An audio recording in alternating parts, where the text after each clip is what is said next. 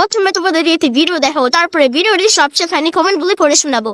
ঠাকুরনগর মেলা থেকে আমি কি কি কেনাকাটা করলাম সেটাই তোমাদেরকে আজকে দেখাবো। আর ঠাকুর বাড়ি যাওয়ার সময় তো খুবই আনন্দ হয়, কিন্তু ফেরার সময় খুব কষ্ট হয়। এটা ভাবতেই অবাক লাগে যে একটা বছর পর এই দিনটা আবার ফিরে আসবে। ঠাকুরনগর গিয়ে কিন্তু কষ্ট হয়, কষ্টের থেকে আনন্দটাও অনেক বেশি হয়। আমি আমার ঠাকুরকে বলি, যতই কষ্ট হোক, যতদিন বেঁচে থাকবো ঠাকুরনগর তো আমি যাবই। যখন আমার ছেলে মেয়ে অনেক ছোট ছিল তখন আমাদের দল এখান থেকে ঠাকুরনগর গিয়েছিল। আর ঠাকুরনগর যাওয়ার পথে হয়েছিল অনেক ঝড় বৃষ্টি, তাই সুমির বাবা আমাকে নিয়ে গিয়েছিল না। ঠিক তার পরের দিন সকালে ভ্যান ভাড়া করে ছেলে মেয়েকে নিয়ে আমি ঠাকুরনগর সেই বাড়িতে পৌঁছে যাই। আর সুমির বাবা তো আমাকে দেখে পুরো অবাক, ছেলে মেয়েকে নিয়ে তুমি কি করে আসলে? আমি বলে উঠলাম, আমি যে বাড়িতে আর থাকতে পারছি না গো, আমার মন প্রাণ সবই চলে আসছে এই ঠাকুর বাড়িতে। আর সেই থেকে ঠাকুরনগর আসতে সুমির বাবা একবারও বাধা দেয় না। সে যাই হোক, মেলার থেকে আমি কি কি কিনলাম সেগুলো সবই তোমাদের দেখালাম। এবার তোমরাই বলো তো মেলার জিনিসপত্র কেনাকাটা আমার কেমন হয়েছে। আর বাড়ি ফেরার পথে মোটা মোটা সুন্দর একজোড়া শাখা পছন্দ হয়েছিল, আর সেটাই আমি নিয়ে নিলাম। তোমরা জানিও কেমন হয়েছে।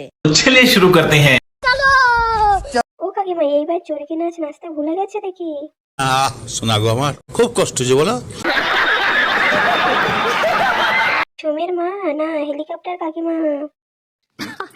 সেই পকড়ে হ্যাঁ। কে কে আমার মতো কাকিমার রচনা শুনতে ভালোবাসো? আর বাইগান পাঠিমুখী কাকিমা। गजब बेइज्जती है।